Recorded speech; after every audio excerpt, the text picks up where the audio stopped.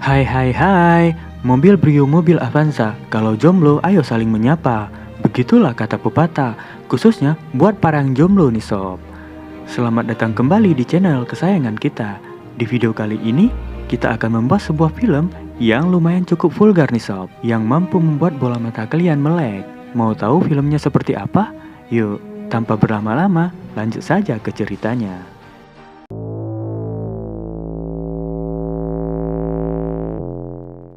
Film diawali dengan memperlihatkan sebuah keluarga yang sedang mengundang seorang biksu untuk membersihkan rumahnya dari hal-hal negatif. Lalu, ketika biksu itu berjalan ke arah kamar mandi, tiba-tiba putri si pemilik rumah yang bernama Jane, ia baru saja selesai mandi dan keluar dalam keadaan tanpa busana dan berbadan licin. Lantas, hal itu pun membuat sang biksu merasa jackpot karena melihat indahnya pemandangan tersebut.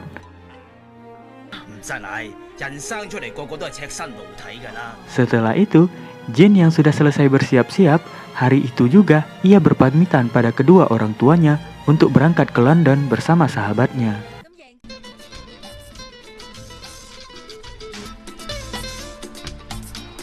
Singkat cerita, setibanya di bandara, terlihat sahabat Jane yang bernama Amy sangat kecewa karena pacarnya ini tidak bisa ikut ke London dikarenakan kehabisan tiket. Jane yang merasa kasihan kepada sahabatnya, ia pun berinisiatif untuk memberikan tiketnya kepada pacar Amy.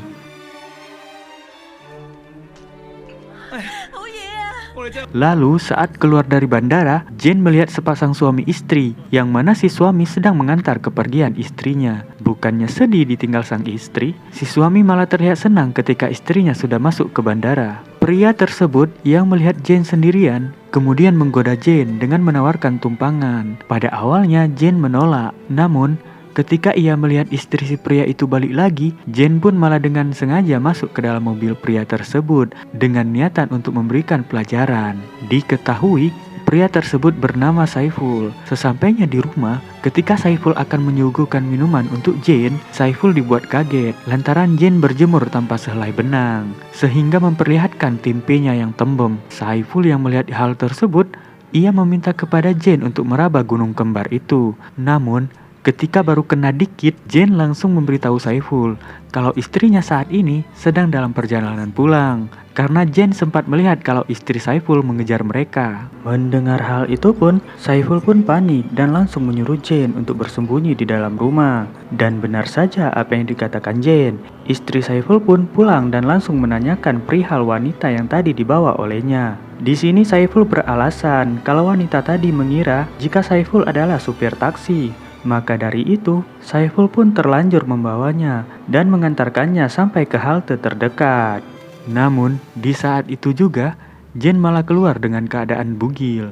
Di sini Jane izin berpamitan dengan Saiful. Alhasil, Saiful pun kena amukan alam ketujuh dari istrinya.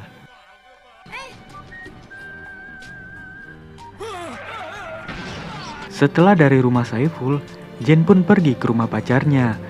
Namun, sesampainya di sana, seperti tak ada siapapun. Lalu Jane pun masuk ke kamar pacarnya. Ketika di kamar, Jane menemukan sebuah baju dinas yang entah milik siapa. Lantas, Jane pun membuka lemari dan langsung menciduk pacarnya yang sedang bersembunyi dengan seorang wanita. Dan parahnya, keduanya dalam keadaan tanpa busana. Jane yang merasa kesal, lalu mencoba menenangkan diri dan pergi ke suatu tempat. Di sana, Jane yang lagi galau merekam curhatannya menggunakan perekam suara. Lalu Jane melanjutkan perjalanan tanpa adanya tujuan.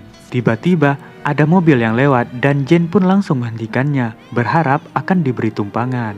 Di sini, mobil tersebut dikendarai oleh dua buaya darat yang kita sebut saja Jono dan Robbie. Jane menyamarkan identitasnya dengan berpura-pura kalau dirinya berasal dari Jepang dan tidak mengerti bahasa Mandarin.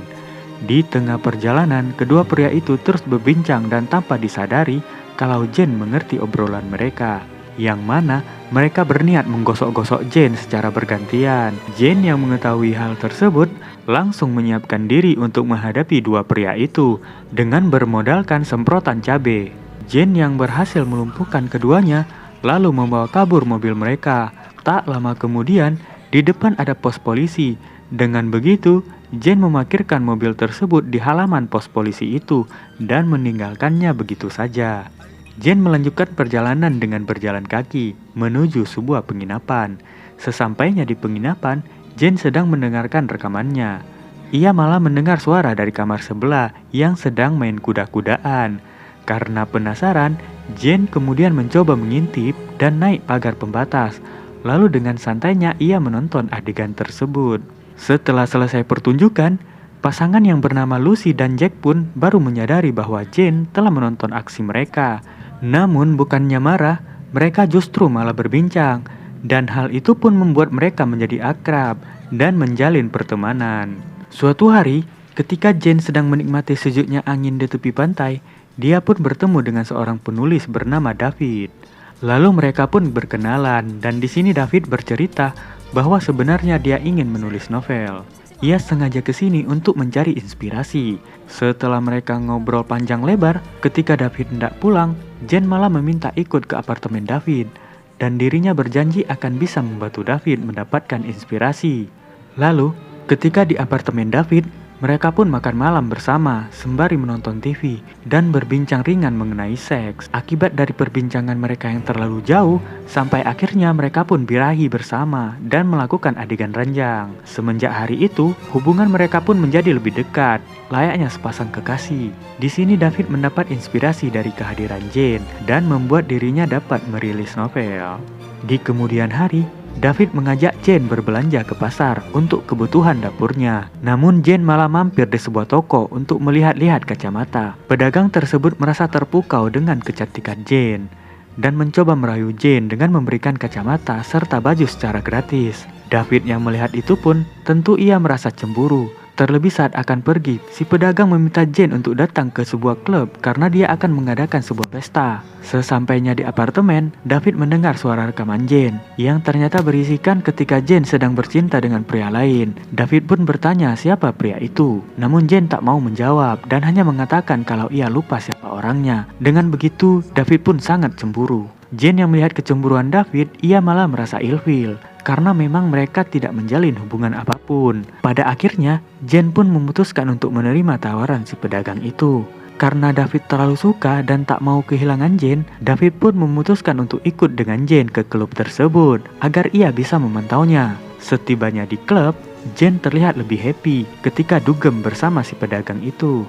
Ketika David keluar dari toilet, dia malah menciduk Jane di ruangan VIP bersama si pedagang itu. David yang melihat itu pun langsung pulang ke apartemennya lebih dulu. Dan sesampainya di apartemen, David langsung mengeluarkan barang-barang Jane dan berniat mengusirnya. Tak lama kemudian, Jane pun datang dengan wajah polosnya. Jane meminta maaf pada David. Akan tetapi, David yang sudah terlanjur kecewa, ia tak mau memaafkan Jane. Dengan begitu, Jane kemudian kembali ke klub tadi. Lalu sepedagang yang kita sebut saja namanya Fikri ini pun datang dan menghampiri Jane. Fikri yang melihat Jane luntang-lantung pun merasa kasihan dan langsung mengajaknya untuk bermalam di rumahnya saja. Setibanya di sana, mereka yang sama-sama dalam keadaan mabok langsung melaksanakan kegiatan perang badan. Namun ketika dieksekusi, Jane hanya terdiam dan tidak menunjukkan ekspresinya sama sekali. Keesokan harinya, Jane kembali ke apartemen David. Di sana Jane mengatakan kalau ia sangat merindukannya. Ternyata David juga merasakan hal yang sama. David kemudian bertanya apakah Jane semalam push rank dengan si Fikri. Jane pun menjawab jujur jika dia memang push rank dengan si Fikri.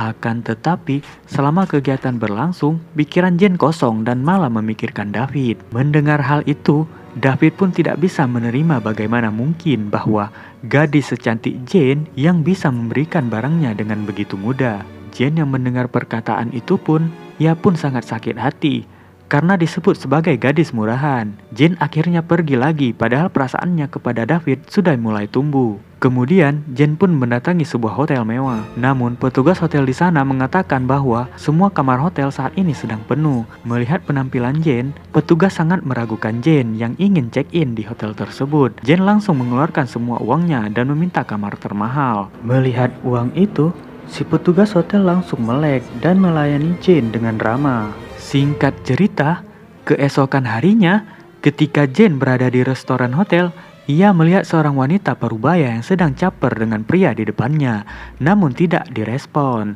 Jane lantas duduk di samping pria itu dan memancing agar dibawa ke kamarnya. Ketika akan sampai di kamar, Jane langsung meminta pertolongan pada penghuni kamar lain dan mengaku bahwa ia akan dipusreng oleh pria itu. Kedua pria itu pun malah saling baku hantam. Lalu setelah itu, Jane turun ke tempat si ibu yang ada di restoran lalu memberikan kunci kamar si pria tadi, sembari berkata bahwa pria itu sudah menunggunya di kamar. Singkat cerita, ketika Jane akan pulang kembali ke rumahnya, ia tak sengaja ketemu dengan Jack. Rupanya Jack telah putus dengan Lucy karena adanya orang ketiga. Jack pun berkata bahwa Lucy telah menyia-nyiakan orang yang tulus seperti dirinya. Di sini, Jane pun diingatkan oleh Jack untuk jangan pernah menyia-nyiakan orang yang dicintainya.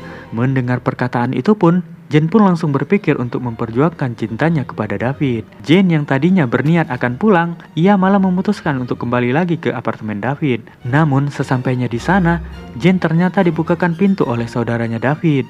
Jane pun mencari-cari David, lalu si saudara David pun mengatakan kalau David ada di kamarnya. Ternyata saat Jane ke kamar, ia kaget melihat David yang tengah mabar dengan wanita lain. Tidak hanya itu, di sana Jane juga melihat sketsa wajahnya yang dipajang di kamar David. Seketika itu, Jane pun merasa lega dan memilih menunggu di luar untuk mengobrol dengan saudara David. Saudara David pun menceritakan bahwa beberapa hari terakhir, David terus mencari Jane. Saudaranya ini pun bahkan sampai menggunakan jasa wanita micet untuk menghibur David yang selalu murung di kamarnya. Singkat cerita, setelah David selesai pusreng di kasur, ia pun dikagetkan dengan kedatangan Jane. Akan tetapi, Jane tidak marah dan memaklumi apa yang dilakukan David, apalagi setelah mendengar cerita dari saudaranya tadi. Mereka yang saling memahami pada akhirnya memutuskan untuk hidup bersama untuk menjalani hubungan ke jenjang yang lebih serius. Dan film pun selesai. Ending yang sangat menggenjotkan. Jika suka alur ceritanya, jangan lupa subscribe, like, komen, dan share juga sobat. Film menarik apa yang akan kita bahas selanjutnya? Bye.